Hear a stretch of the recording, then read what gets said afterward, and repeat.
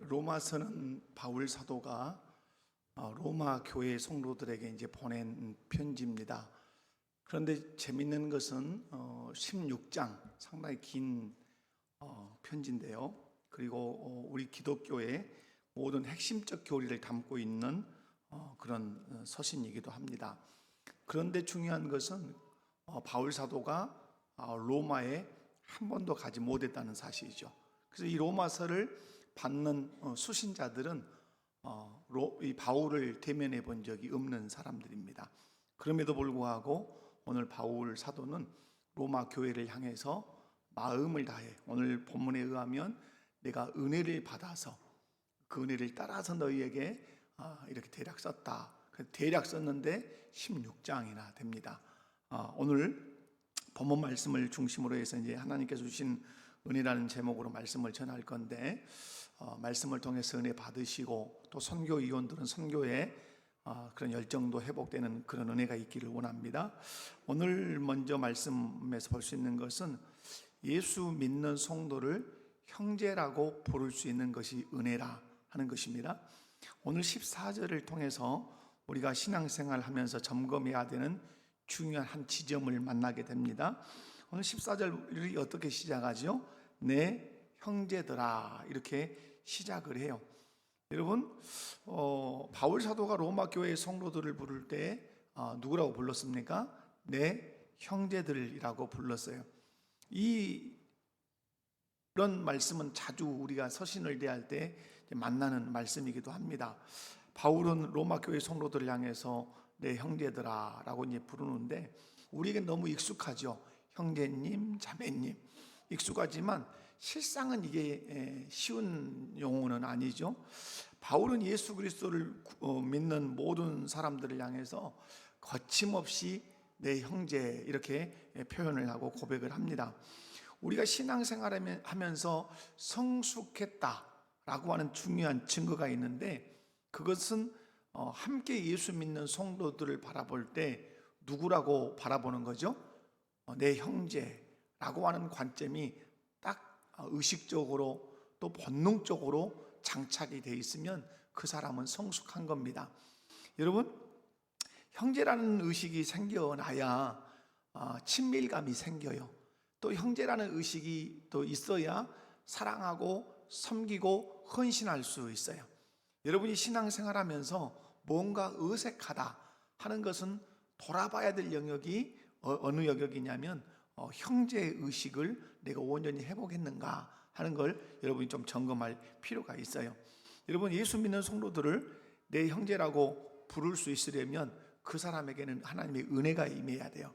그러니까 여러분이 형제님, 자매님 이렇게 하는 것은 그냥 되는 게 아니라 하나님이 내게 부어주시는 뭐가 있어야?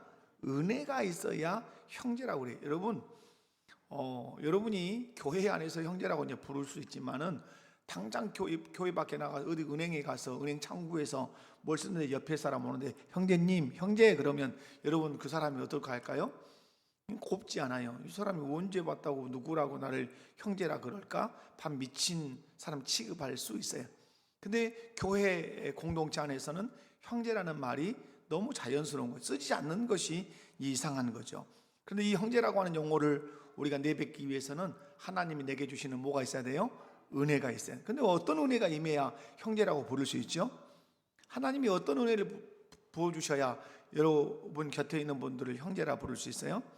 그것은 하나님을 아버지라고 부를 수 있는 은혜가 와야 옆에 있는 성도가 누가 되는 거예요? 형제가 되는 거예요.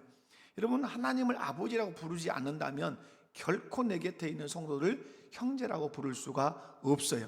그렇다면 하나님께서 어떤 은혜를 베풀어 주셔야 하나님을 아버지라고 부르고 하나님을 아버지라고 부르는 그 모든 사람들을 향해서 형제라고 하느냐는 거죠.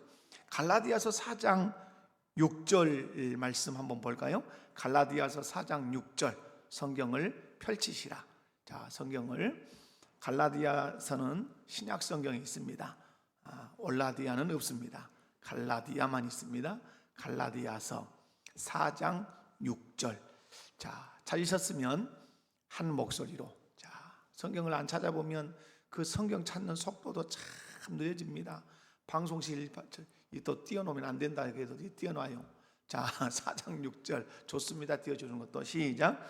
너희가 아들임으로 하나님이 그 아들의 영을 우리 마음 가운데 보내사 아빠 아버지라 부르게 하셨느니라. 아멘.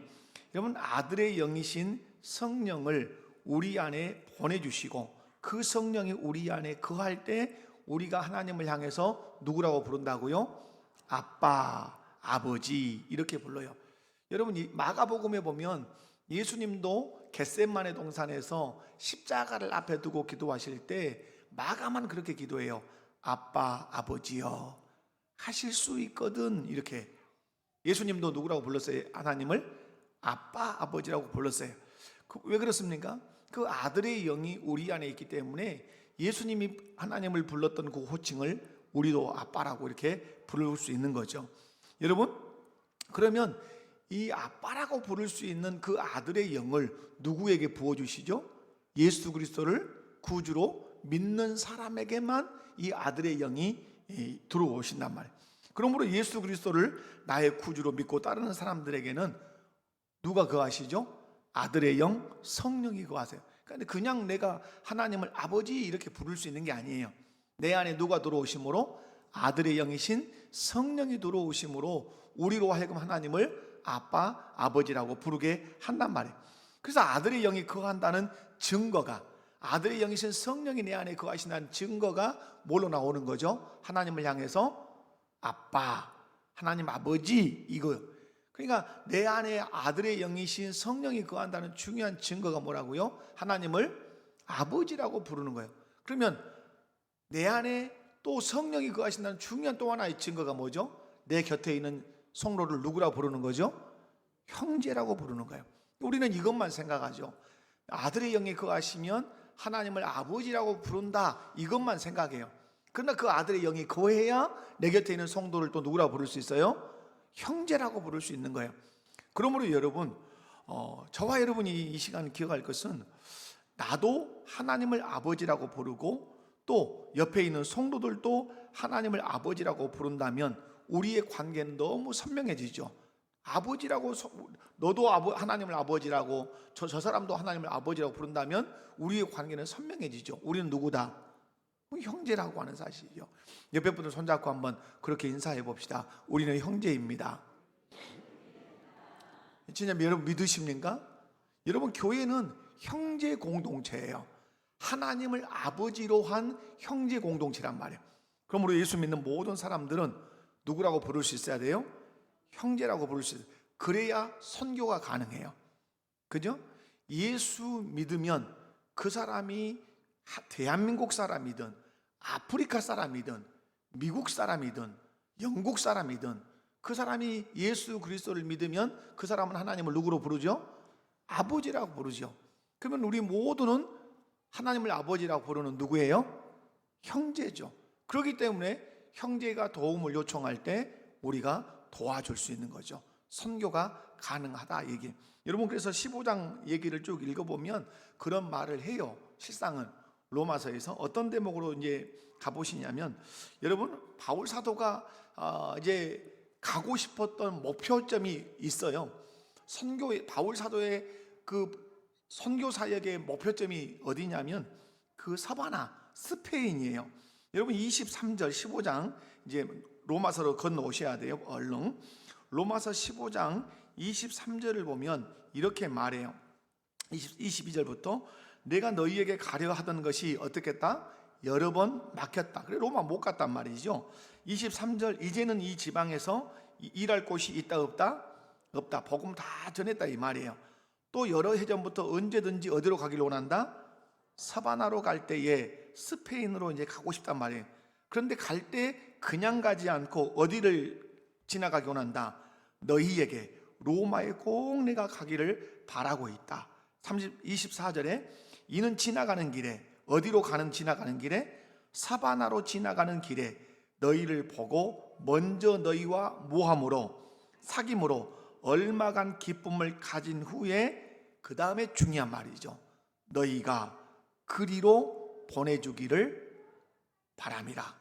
너희가 나를 서바나로 보내주기를 바람이라. 이 말은 내가 안디옥 교회의 파송을 받아서 1차, 2차, 3차 전도 여행을 했던 것처럼 이제는 로마 교회가 나를 파송 선교사로 삼아 서바나로 보내주기를 원한다. 이렇게 말을 하고 있는 거예요.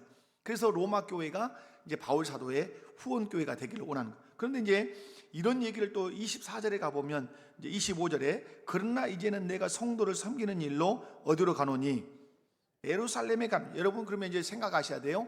로마, 이제 팔레스타인 땅, 유대, 이 사람들이 지역은 국가는 다르지만 하나님을 누구로 부르는 사람들이에요? 아버지라고 부르는 사람이에요. 그러면 팔레스타인 땅에 있는 이 유대 사람들이나 로마에 있는 사람들은 결국 누구라는 얘기죠? 형제라는 얘기. 그러니까 어떤 일을 하느냐? 26절 마게도니아와 아가야 사람들이 예루살렘 성도 중 가난한 자들을 위하여 기쁘게 얼마를 모아였습니다. 연보하였습니다. 이게 선교란 말이에요. 그죠? 선교, 저기 마게도냐에 있는 유럽 쪽에 있는 사람들이 이 유대 땅을 위해서 선교 헌금을 보내는 거예요. 왜? 예루살렘이 지금 극심한 기근을 만나서 헐떡거리고 있다 이 말이죠. 이 선교가 가능한, 이 물질적 선교가 가능할 수 있는 것은 중요한 의식 하나죠. 우리는 하나님을 아버지라고 부르는 어떤 공동체다, 형제라고 하는 이 의식이 있어야 선교의 기치를 들 수가 있어요. 여러분, 전 세계에 있는 그 누구든지 하나님을 아버지라고 부르면 그들은 우리의 누구다? 형제다. 그들이 도움을 청할 때는 교회는 십시일반하고 최선을 다해서 그들을 향해서 도움의 손길을 보내야 한다. 이것이 무엇이다? 이것이 선교다 하는 거죠. 자, 두 번째로 볼 수 있는 것은 그리스도인의 신앙의 어떤 목표점이에요. 오늘 14절 말씀인데요, 14절에 보면 신앙의 목표점이 있어요. 자, 형제라고 불렀어요. 그런데 바울 사도가 이 로마 교회를 향해서 칭찬을 합니다. 어떤 칭찬하는가? 자, 너희가 스스로 무엇이 가득하고 선함이 가득하고 모든 지식이 어떠하고 차서 능히 서로 권하는 자임을 나도 확신하노라. 여기서 먼저 눈여겨볼 것은 이거예요. 가득하다, 차다. 자, 바울 사도가 로마 교회의 성도들을 볼 때 선한 행실이 가득 찼고 지식도 가득하다, 충만하다 수준에 이르렀다 이 말이에요. 자, 결국은 지금은 이 로마가 이제 이 당시에는 로마가 유대를 지배하고 이제 이렇게 되고 로마가 기독교를 국교로 인정하지 않지만 뒤로 가면 어떻게 되죠? 예수님의 말씀대로 이 반석 위에 내 교회를 세우리라. 가이사랴 빌립보에서 그렇게 말씀했단 말. 그 반석은 신앙 고백이기도 하지만 배경적으로는 그 당시에 반석 같은 나라가 어느 에 무너지지 않는 나라가 로마란 말이에요. 그 로마 위에다가 내 교회를 내가 세울 거다는 의미도 함께 들었어요. 결국 로마가 기독교를 국교로 인정하는 그때가 뭐예요? 그 로마 위에 하나님이 교회를 세우신 거예요. 그래서 이제 전 세계로 복음이 이제 빠르게 이제 확산이 되잖아요. 근데 오늘 말씀에서 이제 아주 바울 사도가 칭찬해요. 너희가 스스로 선함이 가득하고 모든 지식이 차서 서로 권하는 자임을 확신한다. 여기서 우리가 이제 세 가지를 나눠서 볼 수 있는 건데요. 우리 신앙이 이제 성숙하려면 선함이 가득해야 된다는 거 사실이죠. 신앙이 성숙하면 뭐가 가득하다고요? 선함이, 여기 선함이라는 말은 선한 행실이 가득하다. 제가 이렇게 이제 주석을 찾아보고 언어를 찾아보니까 뭐냐면 이치에 맞는 행실이다 이렇게 돼 있어요. 여기서 선함이 가득한, 선함이라는 말은 이치에 맞는 행실이 어떠하다, 가득하다는 말은 많다, 주를 이룬다 이 말이에요. 그럼 여기서 이치라고 하는 것이 뭘까요? 이치에 맞는 행실이라고 하는 것은 뭘까요? 우리에게 이치는 뭐예요? 여러분, 장로님들을 무슨 장로님이라 그러죠? 그거 말고 시무장로님 말고 또 뭐라 그래요? 치리장로 그러죠. 그럼 치리할 때 다스릴 치에다가 이치 이를 쓴단 말이야. 그럼 다스린다는 치는 놔두고 이치 이를 쓸 때 그 이는 무엇을 말할까요? 그 이를 가지고 다스린단 말이에요. 그러면 이 이라고 하는 것은 뭐냐 말이에요. 장로님들에게 그게 뭐죠? 하나님의 말씀의 이치란 말이에요. 이치에 맞는 행실이 로마 교회 성도들에게 가득했다는 말은 말씀에 맞는 행실이 가득했어요. 그러니까 뒤에 가면 로마가 기독교 앞에 무릎을 꿇는 것이에요. 이것이 이제 선한 행실이 가득한 거예요. 여러분, 로마를 기독교가 총으로 무릎을 꿇혔습니까? 그렇지 않습니다. 로마가 주 예수 그리스도 앞에 무릎을 꿇고 국교로 인정하는 것은 그리스도인들의 선한 행실 때문에 무릎을 꿇은 거예요. 이것을 우리 주께서 원하시는 거예요. 마태복음 5장 16절에서 우리가 너희 빛을 사람 앞에 비추게 해서 사람들로 하여금 하나님께 영광을 돌리게 하라. 이게 이제 후한품성에 나오는 그리스도의 명령이잖아요. 그리스도께서 우리에게 주시는 게 뭐죠? 선함이 가득해서 그 이치에 맞는 행동이 많아서, 말씀에 맞는 행동이 많아서 사람들이 그것을 보고 누구께 무릎을 꿇기 원하시죠? 예수 그리스도께 무릎 꿇기를 원하신단 말이에요. 마태복음 5장에서는 이것을 뭐라고 얘기하죠? 너희의 착한 행실이라. 이것을 우리가 기도할 때는 소금과 빛이라고 말하는데, 뒤에 가면 주석을 딱 달죠. 해석을 해내신단 말이에요. 소금과 빛이 뭐냐? 너희의 무엇이다? 착한 행실이다.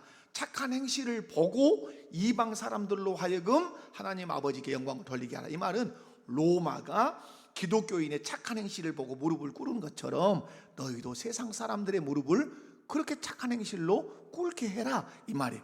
칼로, 창으로, 위협으로 꿇게 하는 게 아니란 말이에요. 우리의 이치에 맞는 행실, 하나님의 말씀에 맞는 행실을 할 때 세상 사람은 우리 앞에 무릎을 꿇게 된다. 우리 그 행실 앞에서 무릎을 꿇게 된단 말이에요. 마태복음 5장 16절을 보면 이렇게 이제 기록해요. 이같이 너희 빛이 사람 앞에 비치게 하여. 누구 앞에 비치게 해서? 사람 앞에 비치게 해서 그들로 너희 착한 행실을 보고, 중요한 거죠. 보게 해야 된다는 거죠. 그리고 하늘에 계신 너희 아버지께 영광을 돌리게 하라.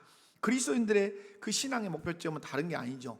선한 행실이 가득해서, 착한 행실이 후해서 주변 사람들에게 거룩한 영향력을 끼쳐서 그들로 하여금 그리스도 앞에 무릎을 꿇게 하는 것이 우리 신앙의 목표점이란 말이에요. 그런 의미에서 여러분이 이치에 맞는 행실이 많으셔야 돼요.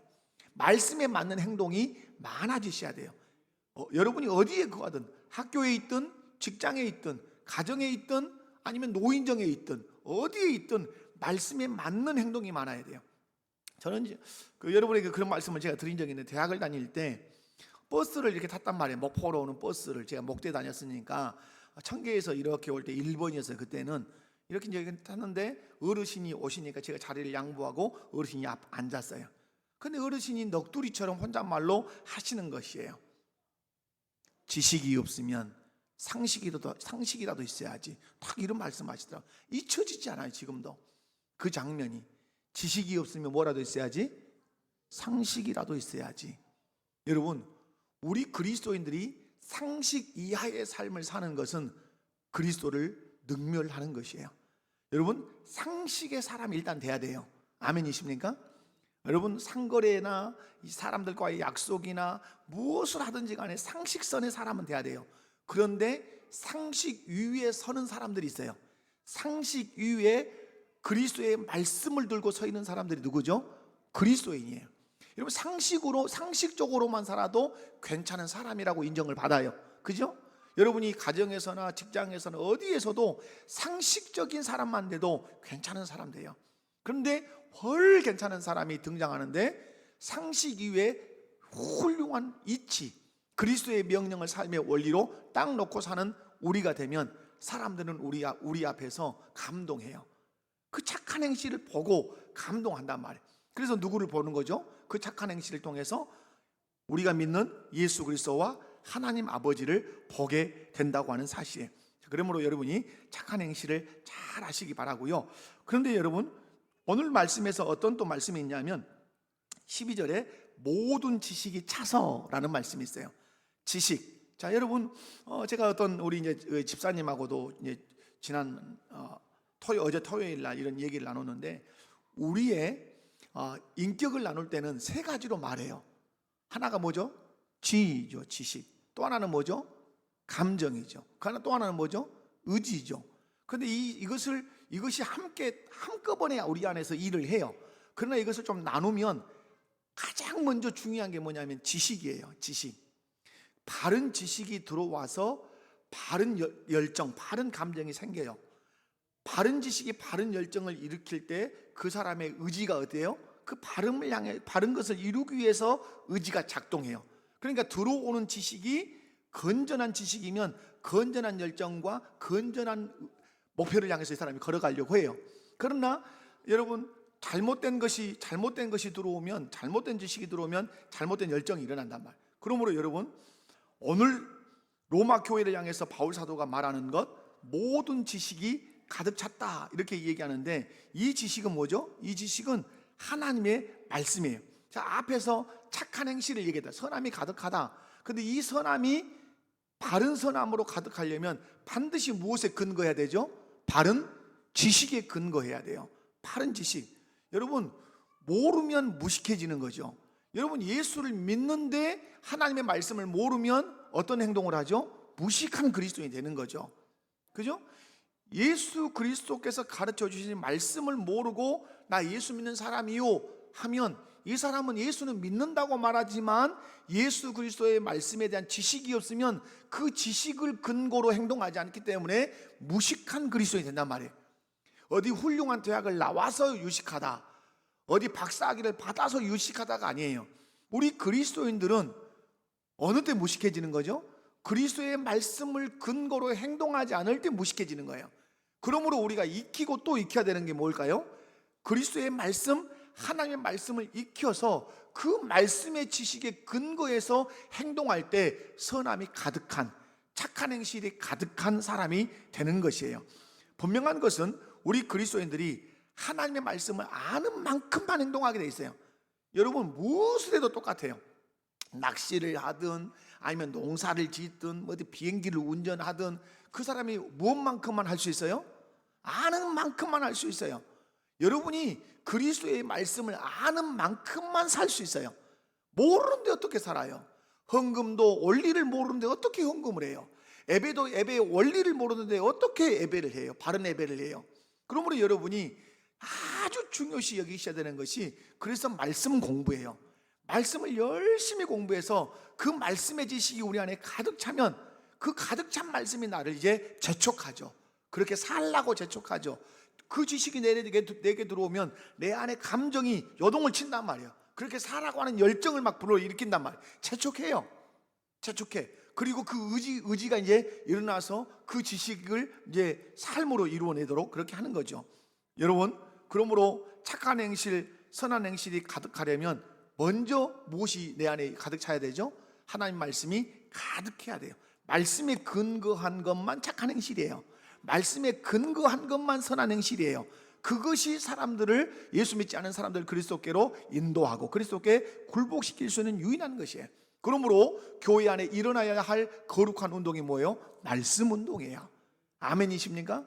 여러분, 우리나라가 이렇게 부강한 나라가 될 수 있었던 것은 다른 데 있잖아요. 우리나라의 무슨 열풍이에요? 교육 열풍이에요.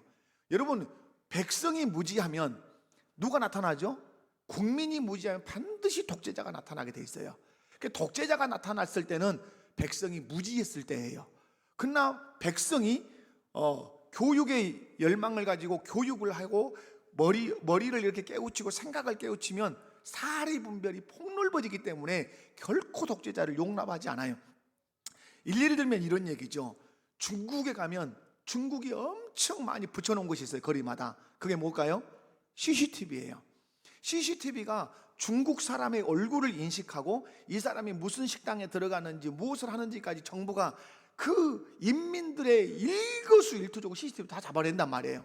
그 정도로 많아요. 그러면 우리 대한민국은 중국에 뒤지겠는가? 여러분 어떻습니까? 우리 대한민국 CCTV 뒤집니까? 그렇지 않아요. 도둑질을 했던, 살인을 했던, 잡아내는 거의 많은 근거가 다 어디서 옵니까? CCTV에서 와요. 그러면 중국과 우리나라는 왜 이 CCTV가 있어도 다른가? 문정인 씨가 대담을 할 때 제가 눈여겨봤어요. 중국도 많고 우리도 많지만 중국은 독재 국가예요.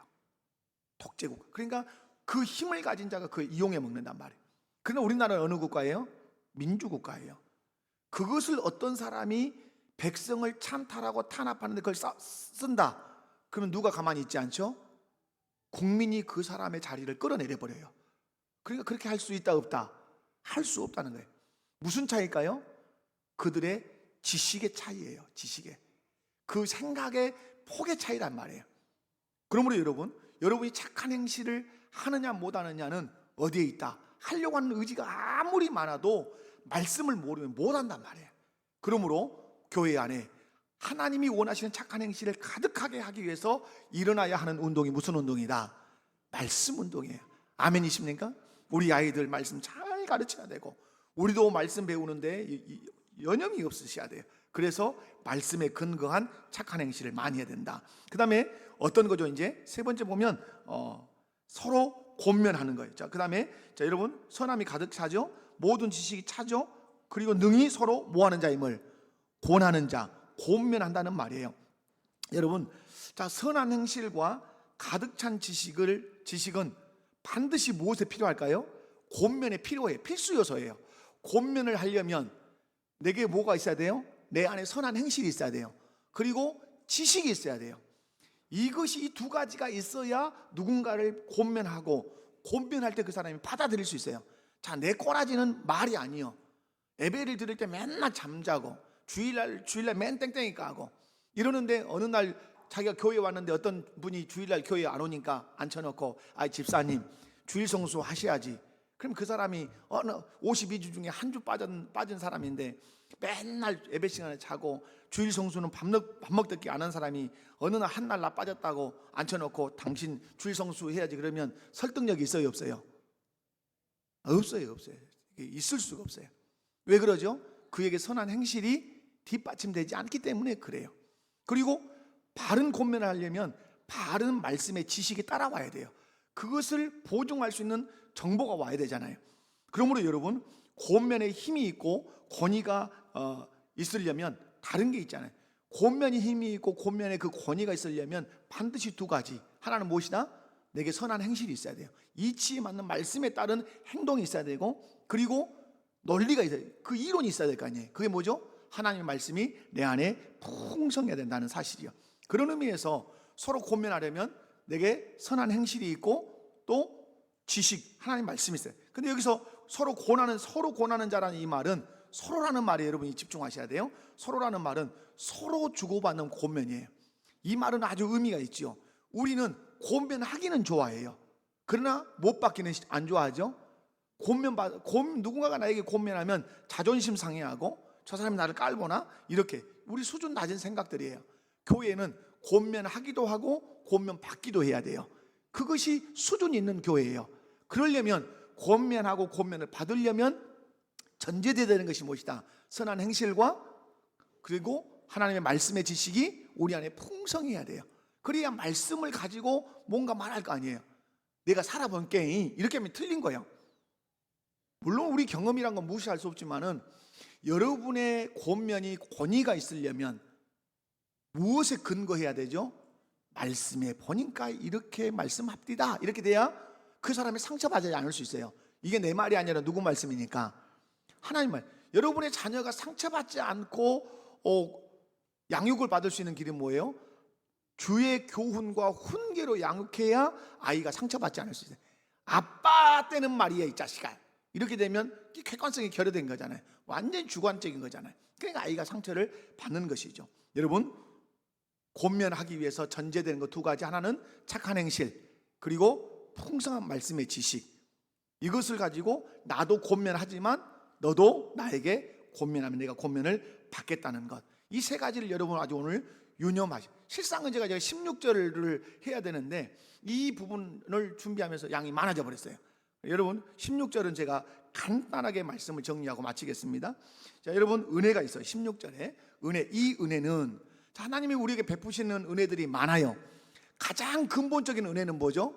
가장 근본적인 은혜는 죄에서 우리를 구속하신 은혜예요. 그런데 이 구원의 은혜를 경험한 사람은 반드시 어떤 은혜의 자로 나아가죠? 자, 오늘 말씀 보면 이렇게 돼 있어요. 이 은혜는 곧 나로 이방인을 위하여 그리스도 예수의 뭐가 되게 하여. 자, 분명합니다. 구원의 은혜를 경험한 사람은 반드시 그 다음에 어느 자리에 선다? 일꾼의 자리에 서요. 그러므로 여러분, 저는 여러분에게 말해, 교회에서 일꾼 되십시오. 여러분 일꾼 되십시오. 아멘. 자, 옆에 분들 손잡고 인사해요. 우리 그리스도의 일꾼이 됩시다. 그건 논리적으로 맞아요. 그리스도의 그 은혜를 받아서 구원을 받은 사람은 가만히 있을 수가 없어요. 생각해 봐요. 1만 달란트 빚진 거 냅두고 그냥 우리를 지옥 권세에서 완전히 우리를 예수님이 자기의 모든 것을 바쳐서 구원했는데 나 뒷짐지고 가만히 있을란다. 이거 인간이요, 인간 아니요? 대답해 봐요. 예수님이 하늘 보좌 버리고 자기 육체 십자가에 못 박고 또 생명 바치고 피 다 흘려서 나를 구원해서 죄악에서 구원해서 하나님 나라 백성 됐어요. 그런데 그 백성이 아무것도 않고 뒷짐지고 있다. 인간이요, 인간이 아니요? 이런 사람을 사자성어로 배은 망덕한 사람, 은혜를 모르는 사람이다 이 말이에요. 그러므로 은혜 받아 구원받은 사람은 열심히 일하려고 해야 돼요. 그 사람이 누구예요? 일꾼이란 말이에요. 근데 오늘 바울이 말해. 바울이 나는 그 은혜 때문에 누구의 일꾼 됐다? 그리스도의 일꾼. 여러분, 누구에게 속하냐는 그 사람의 삶의 방향에 결정적인 영향을 미쳐요. 많은 사람이 신앙생활 하면서도 사람의 종이 될 수 있어요. 제자 훈련에 맹점이 있을 수 있어요. 제자 훈련, 교회마다 제자 훈련 하잖아요. 근데 그 제자 훈련의 이면을 가만히 목사로서 뒤돌아보면 목사가 불이기 좋은 성도를 만들기 위해서 하는 것 아닌가 하는 의구심이 들 때가 있어요. 제 개인적으로 목사가 다루기 좋은 성도를 만들기 위해서 제자 훈련을 한다면 이것은 나쁜 거죠. 말씀을 악용하는 사례가 되는 거예요. 여러분, 그 말씀을 통해서 제자 훈련을 해서 누구의 일꾼이 돼야 돼요? 그리스도의 일꾼이 되셔야 돼요. 저는 부임에서부터 지금까지 계속해서 여러분에게 말씀을 드려요. 저를 바라보지 말고 제가 소개하는 누구를 바라보시라. 그리스도를 바라보시라. 나는 그리스도만 바라보겠다. 우리 이제 새가족들이 이렇게 등록해서 어떻게 등록을 하게 됐습니까? 라고 했을 때 제가 큰 은혜를 받았어요. 제가 이제 존경하는 목사님이 이렇게 퇴임을 해서 저에게 이렇게 편지를 몇 개를 보여준 적이 있어요. 그런데 그 편지의 내용이 뭐냐면 저에게 그리스도를 알게 하시고 그리스도를 바르게 섬기게 해주셔서 감사드립니다 라고 하는 이 편지가, 다수의 편지가 은퇴 때 그분에게 도착을 했어요. 그래서 저에게 이렇게 보여줬어요. 그래서 제가 그날 이후로 제 기도 제목이 생겼어요. 뭐요? 저도 퇴임하는 그날에 성도들이 고마움을 표현할 때 그리스도를 소개해 주시고 그리스도를 밝게 알게 해 주시고 그리스도를 바르게 섬기게 해 주셔서 고마웠습니다. 이 말 한마디만 들으면 제 목회는 영광이 없겠습니다 라고 제가 그렇게 다짐을 하고 기도하고 있어요. 근데 우리 새 가족 중에 한 분이 왜 어떻게 우리 목포교회를 등록했습니까? 근래에 오신 분이잖아요. 여기 자리에 지금 계시고요. 여러분 어떻게 우리 목포교회 오셨습니까? 라고 했을 때 많은 목포의 유튜브의 설교를 듣게는 됐습니다. 근데 목사님의 설교를 들을 때 가장 많이 예수 그리스도를 말씀해 주셔서 이 교회로 등록을 해야 되겠다라고 정했습니다. 저는 마음에 전율이 흘렀어요. 그때 하나님의 중간 격려시구나 이렇게 저는 받았어요. 하나님이 중간 격려, 너 잘하고 있어. 그리스도를 말하는 거 잘하고 있는 거야. 나를 드러내야 돼. 그래서 더 많이 마음을 쓰는 거죠. 여러분, 제가 이제 70에 퇴임을 할 때 성도들이 저에게 편지를 쓴다면 그리스도를 알려주시고 그리스도를 바르게 알게 해주시고 그 그리스도를 향해서 헌신할 수 있도록 가르쳐 주셔서 고맙습니다. 이걸 써낸다면, 이 편지를 제가 받는다면 저에게, 목사로서 저에게는 최고의 영광이라고 저는 아직 믿습니다. 여러분, 오늘 바울 사도가 누구의 종이 됐다 그러죠? 예수 그리스도의 일꾼이 됐다고 그래요. 여러분, 부탁을 드리는 것은 사람의 일꾼이 되지 않기를 바랍니다. 사람의 종이 되지 않기를 바랍니다. 결코 담임 목사의 종이 되지 마십시오. 여러분은 그리스도의 종이 되셔야 되고 그리스도의 일꾼이 되셔야 돼요. 그리스도의 일꾼이 하는 일이 뭡니까? 오늘 말씀을 보면 많은 영혼들을 하나님께로 바치는 복음의 제사장이 된다고 그럽니다. 여러분이 복음의 제사장이십니다. 많은 사람들에게 복음을 전해서 그 영혼을 하나님께 제물로 드리는 복음의 제사장의 일꾼을 잘 감당하는 것, 이것이 선교위원회가 해야 할 일이며 우리 개인이 해야 할 선교적 사명이라는 사실을 마음 깊이 새기시기를 주님의 이름으로 축원합니다. 자비로우신 아버지 하나님 감사합니다. 귀한 말씀을 통해서